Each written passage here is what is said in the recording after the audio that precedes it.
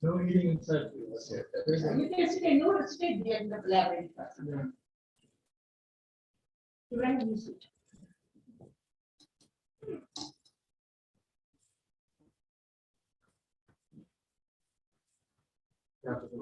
No.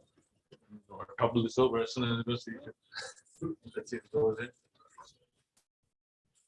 Where's the screen? Nice. It's just the internet is slow. We need a wired connection. Okay. Assalamu alaikum everyone. Bismillahirrahmanirrahim. Alhamdulillah Rabbil Alameen. Wassalatu wassalamu ala ashrafil anbiya wal mursaleen. Sayyidina Muhammad wa ala alihi wa sahbihi ajma'in. So here we are for our third session as part of the family series, especially within the parenting segment. And today we're going to tackle a completely different topic, which is about positive discipline. And you notice the word positive is there, and that's connected to the bigger concept of positive parenting. So everything that we've spoken about has been connected with that theme, how to be proactive, to have a parenting approach and a parenting style that is focused on nurturing and creating a connection, a bond with children, and also creating a very consistent and a very stable framework for kids to operate within. And the idea is that if you do so, then you're not going to be reactive. So as things are happening, you're not responding out of anger or because of a situation that comes up, but rather it's something that you really thought about. So positive discipline is a key component of that. So a few things that we're gonna, at the onset, try to talk about. These are our goals. We want to create a relationship with our children which is based on responsibility. You can't always be there for them, especially as they get older. They're going to make their own choices. They're going to make their own decisions. So creating an environment in which they have to go back to you for every tiny decision actually is not productive. It's actually counterproductive for them in their future life. That doesn't mean that there shouldn't be rules. There has to be parameters, there has to be rules about what's acceptable and what's not acceptable. But at the end of the day, there has to be responsibility, that you are responsible for getting ready for school. There are 5 things that you have to do in the morning, right? You have to pack your bag. You have to make sure your homework is done. You have to get dressed, X, Y, and Z. So the assignment and the responsibilities have to be very discrete. Self-discipline, that's connected to what we just talked about. Problem solving, that is going to be a key component that we're going to talk about today, which is a method to parenting which is focused on solutions and solving the problem when there's an issue, and also to emphasize cooperation for them to work well with their peers, with their parents, with their siblings, and it's based on respect. This is very important because when we think of respect, we think of children respecting their parents. But in a weird way, the respect that you show towards your children is a type of modeling, right? Because you think like, oh, if I show authority, they're going to respect me more. But actually, that's not the way that it works. And we'll mention some examples from the seerah and the life of the Prophet ﷺ, in which he showed a lot of respect and he honored children. And because of that, they didn't think any less of the Messenger, sallallahu alaihi wasallam. They didn't have less respect. So having to demand and to take respect based on authority from children actually does not lead to more respect. It's counterintuitive. A lot of us, we go back to what we were used to because we saw our parents do it, we saw our grandparents do it, and so we're like, okay, that's the only model that works. I'm not saying to reject everything that you know and to reject everything that you're used to. There are a lot of things that you learn from the prior generations which are super beneficial that you can use. So here's some benefits. We'll go over quickly and then we'll go in more detail. Responsibility, self-discipline, problem solving, cooperation, respect we talked about. Strong relationships. You know, if the relationship is based on you trying to help them to make the best choices and the best decision, then they're not going to have an antagonistic relationship with their parents. They're not going to feel that you're against them, you're on the opposite side. They're going to feel that you're invested in their well-being. And that creates a very strong bond and connection. It helps their self-esteem. If you come in and jump in and save them every time there's a problem and every time there's a mistake, then their thought process is, oh, okay, good thing dad was around, so he was able to help me. But they lose a sense of self-esteem that I was able to handle my issue myself. If there's a conflict between siblings and they have to run to the parents to mediate, again, there's a loss of an opportunity there to boost their self-esteem that they're able to manage the situation themselves. Emotional regulation. We'll talk a little bit about this in a moment. That is a big issue with a lot of kids nowadays. And part of it is because kids are under a lot of stress. You know, imagine as an adult, we're under a lot of stress. And we don't think of kids being under stress, but a parent who's upset is stressful. Being in a classroom environment is stressful. And all of the expectations of being in the middle of a pandemic is also very stressful. There are added things that they have to remember to do. And in many cases, it can be overwhelming. And by having certain methods and procedures that you have with your kids, they'll realize that, okay, when this happens, this is what's going to happen next. And it actually de-escalates their emotions, allows them to regulate their emotions better and manage their stress. Gives them a clear sense of themselves and a feeling of agency. This is very important. In a lot of the cultures, you see that kids kind of view themselves as like connected or part of their parents, which has a benefit in that you view yourself within a family unit, right? And then the family exists within the community. That's something which is positive. The negative side is that people feel a loss of control, that they're not able to make choices that are going to benefit them in their life.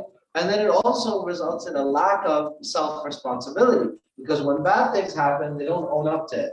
They're like, oh, I couldn't do anything. I had to do it. You know, these were the expectations. So rather than making decisions, realizing that, well, I'm going to own it, regardless of what happens, they end up always blaming somebody else, or it's because of some other circumstances. And that can be very problematic. We're going to jump a little bit deeper, and then we'll illustrate some examples. So here are the external benefits of this framework. One is problem solving. And this is the essence of positive parenting, which is that when there is an issue or there's a behavioral problem, consider it not as an opportunity to punish, because that's our natural thing. It's just like there's a bad behavior, punish, which is going to deter the future behavior later on. But view it as a problem that has to be solved, that you need to create a solution, and that solution should be delved into between you and the child directly. So both of you have to figure out what the issue is, what the problem is, what the bad behavior is. That requires the child themselves to articulate, yeah, I messed up. I shouldn't have done that. The reason I did it, and the empathetic approach allows you, instead of getting upset, understand their motivation. Okay, I knew I wasn't supposed to take the cookie because you're saving it, or you don't want us to eat before dinner, let's say, for example. And I knew that it was supposed to be, we were supposed to all share and have it together as a family. Okay, well, why did it happen? Okay, and then the child explains, I was hungry. Okay, so now you shift, so you can go into punishment mode, that you did this, and that's one approach. But then you lose the opportunity to create a system in which the child, when making choices, does that decision tree and starts to analyze, okay, well, what's going to happen? What are the consequences of my actions? And the child loses that sense of, I'm making decisions from my own life. So you find a solution that is reasonable. These are the 4 R's, although I don't know what the helpful, which R that's supposed to be. But there are 4 R's. We'll figure out what helpful is with the R. They should be reasonable, respectful, right? This is a big one. Sometimes we try to embarrass kids, especially in front of their peers, in front of their siblings. It's very counterproductive to discipline children in a public way. Actually, nobody likes to be embarrassed, right? Even adults, they don't want to be called out in front of others. To be reasonable, so sometimes reasonable is connected with anger. Because if you discipline when you're upset or you're angry that it happened, then actually you're going to overcorrect and over respond, which is going to cause its own issue. So some parents are like, I can't deal with this. They don't respond at all. They don't discipline. There's a lot of families where there's a lack of discipline, and that is a serious problem. And then you have other families who are like, I can't deal with this, so I'm going to correct because I'm upset that they're not angry about the behavior. They're angry that they already have so much going on in their life. And now I have to deal with your misbehavior as well. And so you're actually taking the other anger that you have about other things that are going on in your life, and you're putting that on the small child. And that causes a lot of issues because in many cases, the solutions aren't reasonable. They have to be related. So when I just made up that example about the cookie. So if it has to do with sweets, the solution should have to do with sweets. If the issue has to do with paying attention in class, then the discipline should be something that has to do with preparing for class. It should be within the same realm, it should be within the same topic because it has to be related. So the solution should be something which addresses the actual problem. It shouldn't just be a punish, like this is something which is unpleasant. Like so many parents in this culture, as soon as something happens, what's the first discipline that they think of in American culture? Grounding, exactly. That is their go-to. How many kids do you know who are grounded and actually learn anything from it? It's very, very rare. Because what ends up happening is you just stay in your room and you're just sulking, and that it's brooding like, oh my God, this is so unfair. You've heard kids say that. Everything is unfair. Right? They're just upset that they have been punished, but because the consequence is not related, all they feel is that they're being punished. They're not feeling that there's a problem and that I'm actually solving that problem. I'm not addressing that. And it should be helpful rather than managing this behavior as much. So this is one of the key points in the presentation, which is to try and craft a solution that addresses the issue of discipline. Cooperation. This is a tough one for parents because then you're talking to your kids and you're saying, how can I help you? Like they're not waking up on time for school. This is a big one for a lot of parents. They want to stay up late. They don't follow the bedtime. And then they have a hard time waking up. And they don't wake up and you have to drag them out and then they're late and then they miss their bus and then I'm not dropping you off. And then, all parents kind of deal with that. That morning routine is crazy because you're also getting ready to go to work yourself. And now you have to micromanage these kids who are independent and are able to get ready, but this is just a lack of motivation. So if you talk about it from the perspective of cooperation, like how can I help you to get ready to make the morning routine smoother? So then you sit down and you talk about, okay, well, what can make the process faster? What can we set up the night before? What can we do about bedtime? How can you have a more restful sleep?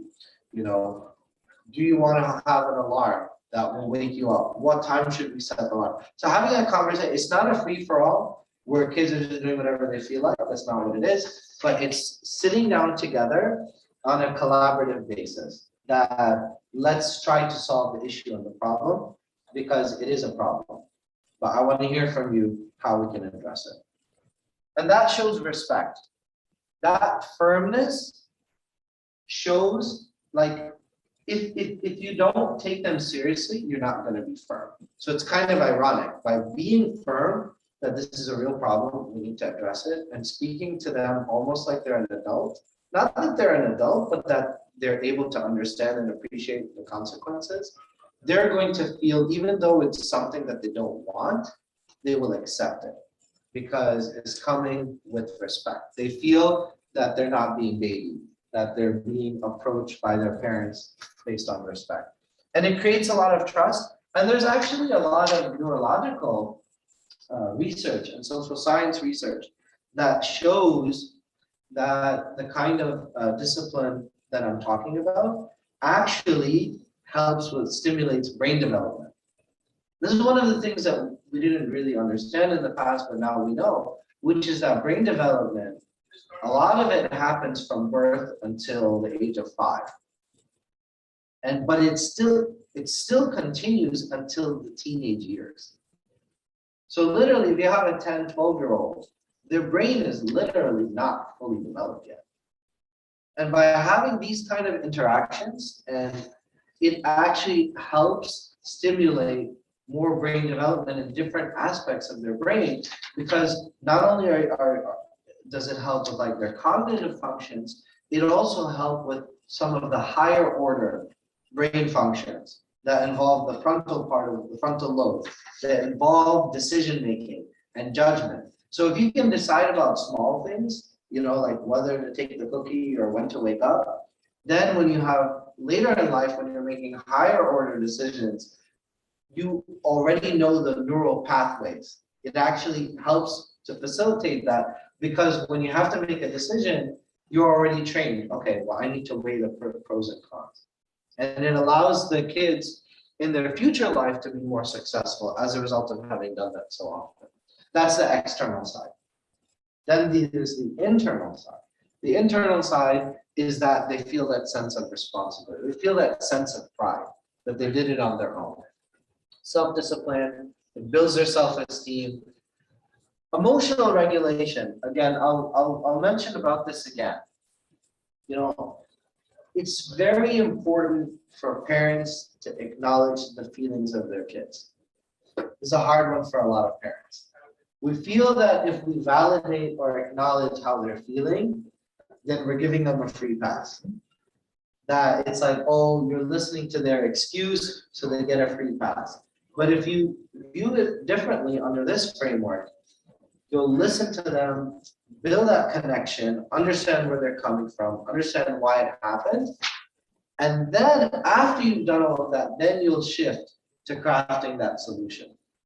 But because their feelings, their concerns have been validated, they've been acknowledged by their parents, they're going to feel more respected, and it's also going to create a greater level of acceptance for the discipline, because they feel like that thing that's really bothering them, you get it and you understand and you care about it. And of course, how to handle stress management, stressful situations. A lot of kids, when the parent is yelling, I don't want to use the word traumatic because it's overused, but for a lot of kids, it's very, very stressful when a parent is yelling at them. A lot of us, we should record ourselves and we don't know what we sound like, right? If somebody was recording us, we're like, no, I'm not like that. But then in the situation, it doesn't matter if it only lasts for 5 or 10 seconds. But that reactiveness and that feeling of anger, it makes the child feel belittled. It makes them feel less than, right? And that kind of stress management puts kids in a position, in many cases, in which they shut down. They just completely close out. They don't listen. They don't want to talk about it. They can't handle it because they feel overwhelmed. So it happens in their home with their parents. In many cases, it follows them their entire life. When they become adults, when they have a conflict with their spouse, or they have a conflict at work, again, they shut down and they're not able to talk about it, they're not able to resolve it, because they didn't have this kind of solutions-based approach. So now let's get to the heart of it. These are the criteria. This is what makes something positive discipline. Is it kind and firm at the same time? Is it respectful and encouraging? This reminds me of the time I mentioned in the khutbah in which the Prophet ﷺ saw his grandson go for dates that were for charity and that were prohibited. And the Prophet ﷺ gently told him that it's not permissible, and he removed the date from his grandson's mouth. And so many people would have overreacted. They would have started to shout or to yell, like, oh my God, what are you doing? Right? But the Prophet said he didn't embarrass him, he didn't scold him, but also didn't, he's telling this very young child, who many of us would think like wouldn't get it. The Prophet is still explaining it to him in terms that a child can understand, that in our family, we don't food that has been received as charity. And he got it and he understood it, but because it was done in a respectful way, in an encouraging way, so it was more readily accepted. So that it has to be kind of, but at the same time, the Prophet wasn't like, oh, it's just a date. It's no big deal. Let it go, let it pass. And actually, failing to discipline can be as serious of a problem as over disciplining or over punishing. Because what ends up happening is if there's inconsistency, where sometimes the kids are like getting away with it, and there's no consequence and nothing happens, there's no discussion, then that creates instability, right? And again, a lot of why we have all these problems is because we're just really, really busy. And everybody's really busy with their job lives, with their running for their activities, and picking them up from school. And one person has soccer, another person has a dance class, another person has this and that. And by the weekend, we're all completely drained. We sleep one day, and then the next day we go back to the same routine. But what we're missing is that one-to-one connection, which is actually more important for the kids to have than a lot of the other activities that they're doing. And it doesn't take a lot of time. It requires the parent to mentally be available. So if you think that, yes, I'm open for business, I'm being a parent, then when a situation comes up, you're going to be fine. It's going to be under control because you know how you're going to approach it. But if you're already like shut down, like, I hope nothing happens today because I'm exhausted and I can't deal with anything. But if that's your mindset, as soon as something happens, you're going to go off the wall because you're already closed. You're shut down to having to handle or to do any disciplining. So we're like, wait, why can't you be easy like your brother, right? So then parents say stuff like that, which is extremely damaging and harmful to kids. But why do we do it? Because we're not mad that it happened. We're mad that we have to deal with it. Because what we want is we just don't want to be parents. We just want to be lazy.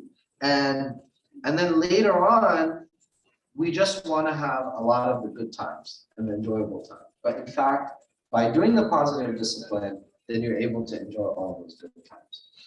Second one, we talked a lot about that feeling of belonging and significance. That's the connection aspect. And to have an approach that's effective in the long term. So positive discipline is all about being preventative and doing something which is effective in the long term. You have to keep your eyes on the prize. That by doing this, then over time, then those ideas are going to reinforce. Because in the short term, the punishment works great. I mean, the punishment will work, and that's why as parents we're like, it's working. We're like, if you go there, then you're not able to do that activity that you enjoy. We're not going to play air hockey, right? Whatever it is. But in the long term, it doesn't actually address the root thing. Which, by the way, not playing air hockey, if it's related, is going to be a good consequence, right? But I'm just saying that if somebody doesn't do their homework, then you're like, oh, you can't have that privilege, so we automatically go to punishment. But in many cases, it's not actually addressing the root cause of why they missed their homework. Did they forget? Are they disorganized? Are they keeping it in a diary? Is there a set time in which they do their homework? Right. So that's the deeper questions that you have to kind of figure out, and then help them create a system where you're not there every second. Did you do your homework? Did you do your homework? Did you pray outside? Did you pray outside? Did you pray outside? A lot of families, and you just keep asking the same question again and again. Where they're understanding that, okay, step one, then step two, step three. So there is a system. They have to figure it out, and then once they've finished one task, then they move to the next task. And that's something that you do on a collaborative basis with them. It teaches them social and life skills for good character, right? We talked about conflict resolution. And it invites children to discover how capable they are. They realize that I have power, I have abilities, I'm able to solve problems, I'm able to do things, and I got a lot done in my day. So at the end of the day, you're unwinding and you're like, I'm proud of you. You did all your prayers on time, you got your homework done, you were able to play outside, you had a great day. So part of that is like, at the end of the day, they go to sleep feeling like, I'm able to do this. I can conquer the world. I can do it. As opposed to if you're constantly chasing after them, and there are days where that's going to happen, right? Even if they check everything on the box, they feel like they only did it because mom or dad, made it happen. Like I mentioned, it's micromanaged. Here's an illustration between punishment and discipline. So the purpose of punishment is to inflict a penalty. So there's been an offense, there's going to be a penalty. Discipline is about training for correction, developing maturity. So punishment, the focus is always on the past, and with discipline, it's on future correct acts. So the attitude, of course, is different: hostility, frustration versus love and concern. And what are the resulting emotions? Fear and guilt. Fear and guilt is something that kind of travels with you for years. And if there's discipline, then there's security, right? I won't go over this, but just as a reference point, positive discipline is one piece of a greater approach of positive parenting. And we see that from the Prophet ﷺ. Anas ibn Malik, he served the Prophet ﷺ for more than 10 years. And he said, I never heard him ever once scold me or tell me, why didn't you do this or why didn't you do that? And it's not that he didn't make mistakes. He made mistakes all the time. But rather, instead of it being a chance for him to be embarrassed, it was a chance for him to learn. We talked yesterday about last night with the tafsir class about Khidr and Musa and Yusha, and how Yusha was actually the one who forgot about the fish. And Musa, he could have easily been, Yusha, I gave you one job. Like you're here to make sure that nothing happens to the fish. And you completely forgot, and you let a whole day pass until you even told me that the fish went missing. Because either you didn't tell me or you didn't notice, which is more likely. And then that's number one, he doesn't embarrass him because Yusha is already feeling bad. He also takes accountability himself as the leader. He said, "Wama ansanihu illa shaytan wa adhkura." He said, the only reason is because I forgot and shaitan caused me to forget. So the fact that when kids see parents taking ownership and admitting mistakes and acknowledging errors, we feel like we have to create this pretend world in which we showed our kids that we never get anything wrong. We know everything as parents, right? We know the future. We know what's best for you, right? Even some people, they carry that to marriage. Like, oh, my mom is gonna choose. She can never get it wrong. I mean, who made up that rule that like parents know who you should marry, and like if you follow that, you'll never have a problem in your life? It's completely made up. We saw it in some Bollywood movie or something. It's not real. People make mistakes, and it's not. Your kids are not going to respect you less if you say, "Oh, I forgot to do that. That was my mistake." Like, if you tell your kids that I'm sorry, I'm gonna work on that. That is not going to cause your children to respect you any less. It's going to create a deeper connection, and you're also modeling to them that when they mess up, they have to own up to it and they have to acknowledge it. Last couple points on positive discipline. Compliments are part of that positive discipline. Talking about their accomplishments, talking about their helpfulness that I appreciate. We talked a lot about getting ready for school because it's a big issue for grade kids, especially with COVID. I noticed how you took care of each other. I noticed how you made breakfast for your sister, things like that. Kids like that, that being noticed, especially when they help each other and they have siblings. And if you acknowledge that, I really like how you help, your brother, how you help your sister. That actually creates an incentive for them to want to help each other, right? So one person has problem with their homework, maybe the other sibling will be able. So when they come up to you, they're like, "Oh, did you ask your brother to take a look at it?" So It's not that you can't do it, you can do it, but it actually creates a greater bond between them. Having family meetings, I know it seems very cheesy, you know, a little bit overdone. It doesn't have to have a lot of formality. But gathering together as a family and catching up and talking about like having an agenda of like what's going well and what are action items that we need to address. And then also planning. Yes, it's fun. It's great to have spontaneity. It's great to just randomly like, oh, let's go to the farm together. That's wonderful. But if you plan outings and activities, it's also going to help model for your kids for them to plan things about their own future, right? So you're showing that actually, you know, we can come together, look at our calendar, and to be more thoughtful about what we do. Being kind and firm, we talked a lot about that, and problem solving, we talked a lot about that, right? So like I mentioned for fights, the kids can figure it out. Tell them, guys, take 10 minutes, sit down, discuss it, find a solution, come back to me. But a lot of parents, they're like, why can't you guys just figure it out on your own, right? So it sounds like it's the same, but it's not the same.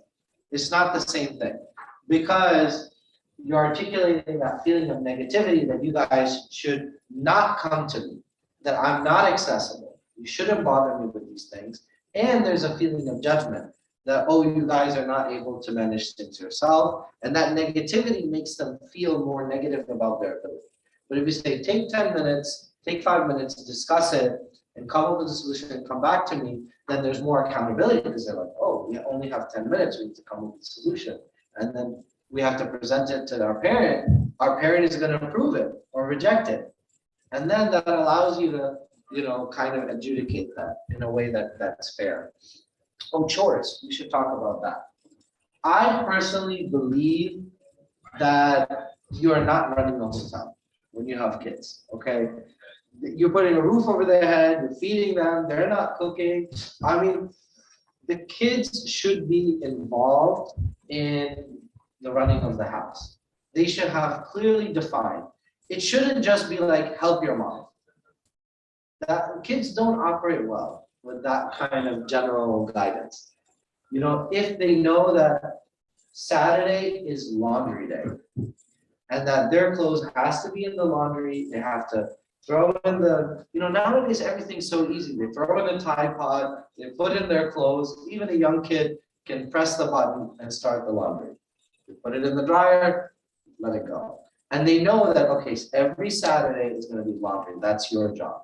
They know that every night when they have dinner, they can't put their plate in the sink. They have to put it in the dishwasher. And then at the end of the day, you rotate, or you can have a chore wheel. Okay, that person has to run the dishwasher. It's not like, you know, anything that's going to take them a lot of time, but by having that accountability and that division of responsibilities is going to create like small, discrete responsibilities they're able to check off, get it done. You know, similarly with cleaning their room, a lot of us, we wait till the room is so dirty and we're like, oh my God, it's so dirty. Now you have to clean your room. It's so much harder to get them to clean their room when it's super dirty because they see their room, they're like, oh my God, I'm never going to get this clean. But if they know that they have to clean their room every day in the afternoon, it's never going to be dirty. And they're going to know that, okay, you're always going to, you know, pray also, clean your room. Then you check their room and you check their homework all at one time. So now it's easy for you because you're checking all of those things at the same time. The kid knows what the agenda is. You also know what the agenda is, and you're not having battles. Right? You're not having all that confrontation because they already know what's coming and you already know what's coming. Couple of strategies in order to implement this. Try to get yourself to be calm, not to be angry before you start. Boundaries. This is important. A lot of kids, they get like, a lot of parents get really close to their children that have very strong eye, you know, because that's how we grew up. We're like, oh, if my dad looked at me, then, you know, I was so scared, I would never say anything. I mean, okay, that's great. I mean, yes, it worked, but was there something negative that came out of that? Did you feel like you could go to your dad if you had a problem, right? So there are other things to consider. So having that boundaries where you're not like completely showing them so much aggression that they feel that those boundaries have been violated, that's something to be mindful of. Reassure them, ask about the impact of their action. This is a big thing. Make sure that they're saying it, not you. Make sure that they're the ones saying that I made a mistake pushing my brother because he was crying and he was sad. And now he feels like we can't play together. So it's very easy as a parent, you're like, you shouldn't have pushed your brother, right? But it doesn't have the same impact from when they articulate the impact of their own actions. So what you really want to do is for them to acknowledge it. And you ask them, how do you think what you did affected your brother? How is your brother feeling right now? I statements. That's also very helpful. As a parent, a lot of times it's like you. Right? But if you talk about I, and then they also have I statements, it facilitates better communication. Come up with a plan on how you can reconcile and encourage them that you'll be able to execute this successfully. And then the last thing we'll talk about before the preventative point is about the solutions, right? Because that's really what the positive discipline is all about. Is it respectful to others and me? Is it going to lead to a better sense of connection?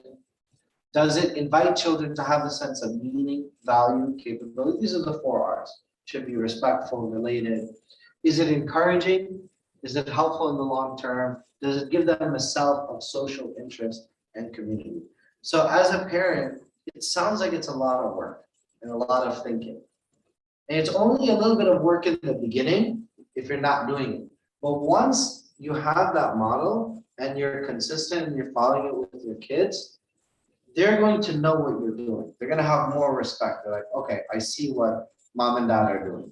And they understand your approach to parenting. A lot of us don't have any approach to parenting.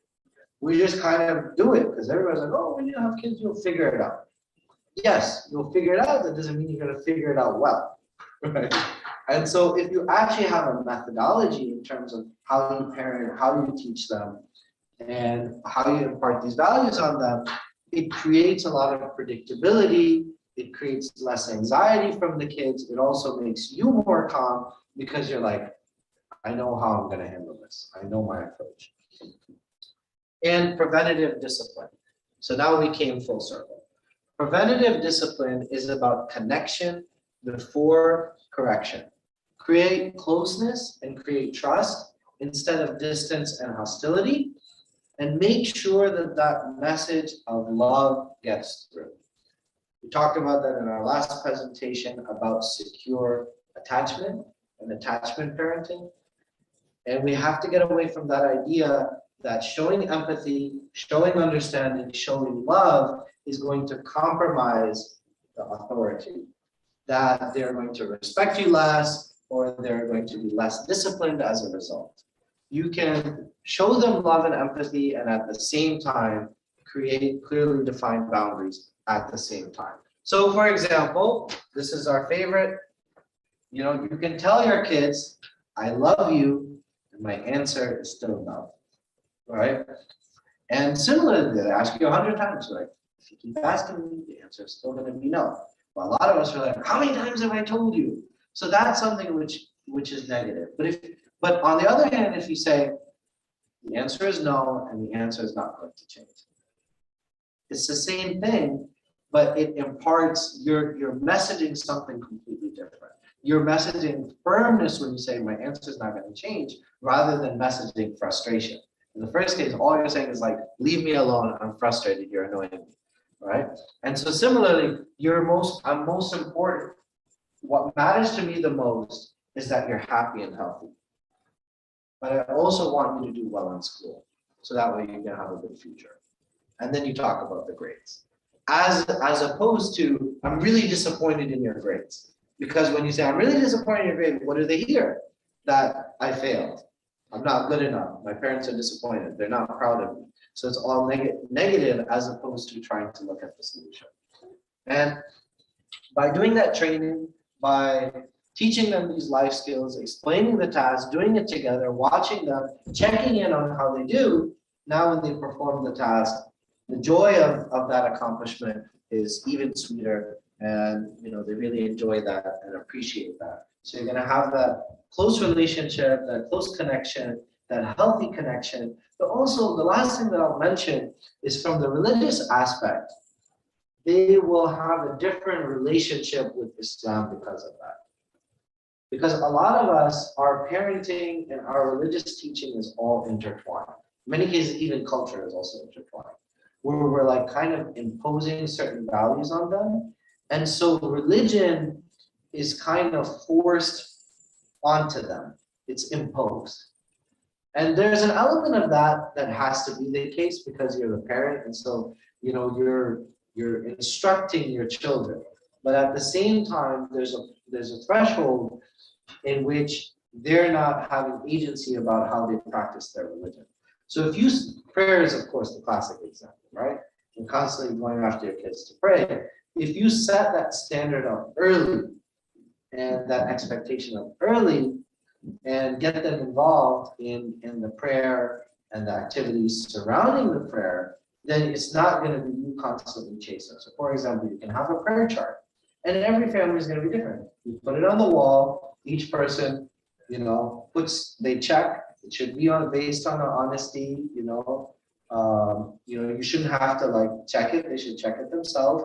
If they did the prayer, they shouldn't be embarrassed. If they miss a prayer, you can't go completely crazy on them because you have to understand, they have to understand that, okay, people will make mistakes. And that will encourage them to be honest about it. And then at the end of the week, at the end of the month, when you see how many prayers, right? And it's all there on the board, and then there are prizes, or whoever completes all of their prayers, or whoever completes the most prayer, or whoever memorizes the most, whatever it might be. So rather than it being negative, even though you really do need them to pray, it shifts into an opportunity for them to gain privileges and to gain prizes and rewards, even though implicit in that, they might say, well, I don't want to play this game. I don't want any prizes. And you're going to be like, well, you have to pray anyway, right? But at least having that two sides like carrot and stick helps to reinforce it from both sides. So now they have an incentive that even though they know they don't have a choice, but now they feel like you want to do something that they enjoy. And you want them to, for their accomplishment to be acknowledged. So that's the presentation about positive discipline. It's really, really hard to do. And the more that you start implementing and that you start doing, and then you see that it works, like there's a lot of science behind it, and you see it in the seerah, you see it in the lives of the companions, how they showed the same kind of positive discipline. It didn't have the same lingo, it didn't have the same words, but that's what they were doing. And we see the results. So when you see the results, you're going to also feel like, oh, like the whole environment in the house transforms to a place. It becomes a more positive environment because then it doesn't become about like conflict and people messing up, but then it becomes about how you fix things, how you make things better. And you're always forward looking. Instead of like, who did that? You're asking the question, okay, who's going to help me to fix this? So everything becomes about the future as opposed to dwelling on the past, what has already happened.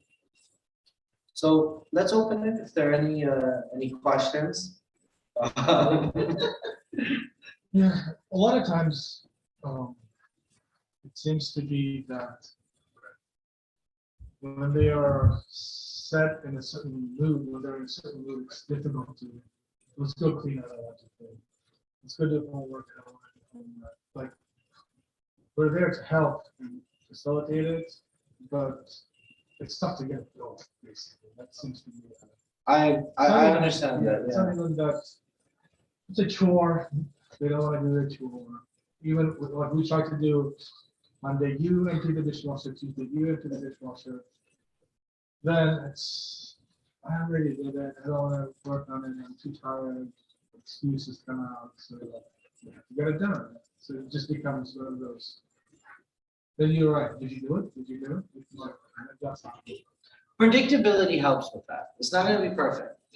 You know, having a chore wheel that you turn, especially when you have multiple kids, one kid, you don't need a chore wheel, right? When you have multiple kids, having a chore wheel that you turn and then the name, you know, or you can have a chart. There are a lot of fun things. You can download it, you can order it online, Etsy type things. You know, I'm not into the kind of artistic craft stuff, but it all exists, right? And you can download a lot of these things. That creativity makes it more interesting and exciting, but most importantly, it makes it more predictable. Because a lot of kids, even though in your mind, your rules make a lot of sense, they don't make sense to them. They feel like you suddenly realize that the room is messy. And they're like, now you're like obsessed with cleaning your room. They're like, it was messy yesterday, it didn't bother you. But suddenly you notice, and now you're just like stuck on that point. So when the rules seem arbitrary, or the instructions seem arbitrary, then the kids don't respect it as much. So one thing I would emphasize would be predictability. The other thing is give them a range. You know, a lot of times as parents we're like, get up right now, put the garbage away. And sometimes it works, some kids it works, but it doesn't work with all kids.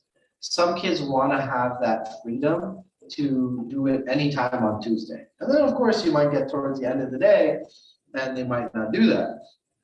And then maybe you have to modify the system. Sit down with them and be like, well, it's been 4 weeks now and this has been a problem 4 times now, right? So we need to change it. So they understand that there are consequences. So you're gonna be like, okay, well now the thing that you want to do on Saturday, you're only gonna do it when you've done the things that you're supposed to do on Tuesday. Right? So it gives them an opportunity to understand that, okay, well, if they do their side, you know, it's not really a punishment, it's a consequence. Okay, what is it, a punishment, a consequence? It's different because the consequence is related. So if the issue has to do with cleaning, so then there's going to be another consequence that relates to cleaning, right? Or they have to compensate for it in a different way. The last thing I would say to mention, to respond to the question, is that kids also have moods, the same way that adults have moods. Some kids are moodier than others. So you have to also have a little bit of flexibility within there. Instead of, because there are a lot of people who, when they're not in the mood to do anything, the more you push them, the more pushback you're going to get. And the more frustration you're going to get back. And each parent knows their kid better, you know. So having that connection and having that conversation of what the expectations are and how that helps the well-being. So for example, we talked about cleaning the room, you know, part of it could be like you being there with them while they're cleaning. I'm like, you know what, let's organize your bookshelf. And then come there with a label machine and put, okay, these are these books, these are those books. Okay, let's make a cubby. So you feel like, so they feel like you're helping them to stay organized and to maintain a clean environment, and for them to understand that the reason you care about them cleaning the room is so that way, you know, they have a more productive day. You know, I have young kids, and my explanation for them cleaning the room is we need to run the Roomba. And for some reason it works because they understand it. They're like, the Roomba doesn't work. I'm like, you're gonna have, it's not gonna vacuum. So we need to get everything off of the floor. And suddenly they start cleaning because they heard the Roomba needs to go. So, you know, because, and I think it's just that it doesn't seem arbitrary. It seems like there's something concrete. There's like a certain objective that they're trying to get done. And so now it makes sense to them. So they're like, okay, let's get it done. So I would do that. And you know, if you're giving them a long window of like Tuesday, you know, maybe the task has too many steps.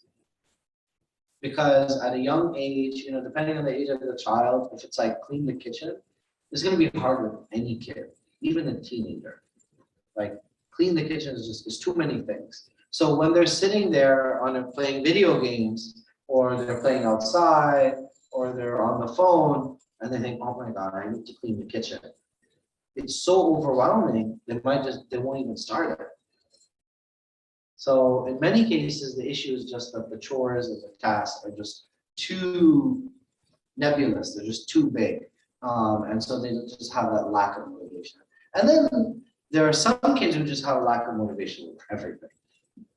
And then that's more of a one-to-one. That's not an issue with discipline. That's an issue with just personality and community. That's something that's specific to the kid. So that's not necessarily something that's going to be covered by this. And as a parent, you would know, you'd be in the best position, you know, to handle that. Especially nowadays with the pandemic and kids in school, you know, they're finding it very difficult, parents to make, you know, and to interact with other people and open up. That's a challenge too. There's so many adults in the pandemic who were just sitting at home. They weren't working, they weren't doing anything, they didn't go out, they didn't socialize. Yeah, And they just got in this routine of doing nothing. nothing. Especially teenagers, the big challenge. It's a big challenge for teenagers you know, during the pandemic, teenage instances of depression, you know, increased tremendously. Some of that is social media, but also some of that is that sense of a lot of teenagers that they're not accomplishing anything, they're not going anywhere, and parents not understanding that social life is a very, very important, valuable part of being a teenager. And in our community, we have some, you know, we have all different types of families. There are some families who are very conservative and want their kids to just stay within a very close circle, which is fine, and that's their prerogative. But because of COVID, it became challenging because those kids, if they're not having a social life in which they're interacting with kids that they like, it has an impact on their self-esteem and their just their general overall well-being and their happiness. So the pandemic has been challenging, but the reopening has also been challenging. Because if anytime there's a transition or there's an adjustment, especially for, you know, elementary school kids, grade school kids, it's tough for them. Because some kids, they're like, I finally got used to being at home, and then now I'm being thrown back in the lion's den. And so that's a new adjustment. They were used to like waking up whenever. Now they have to wake up so much earlier, they have to get ready. And it's like, oh, I don't want to go. Do I have to? It's cold outside. We forgot what it felt like to like bundle up and to be cold or to wait at the bus stop. So those are the challenges. And so, you know, we can react negatively to that, or we can try to encourage them to look at the positive aspects of what they're enjoying from it.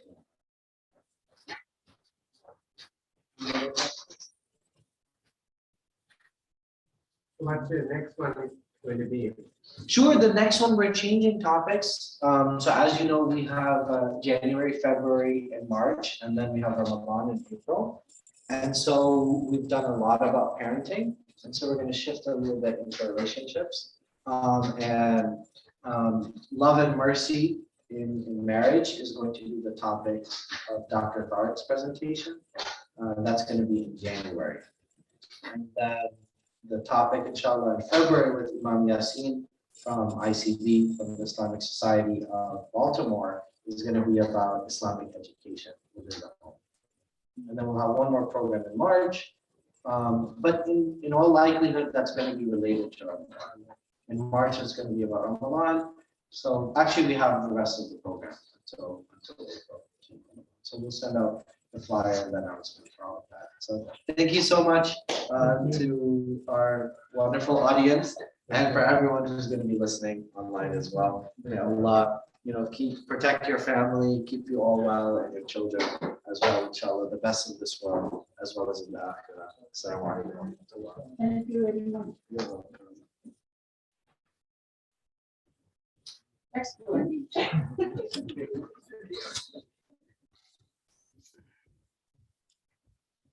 You get one plate for each question you ask. So he only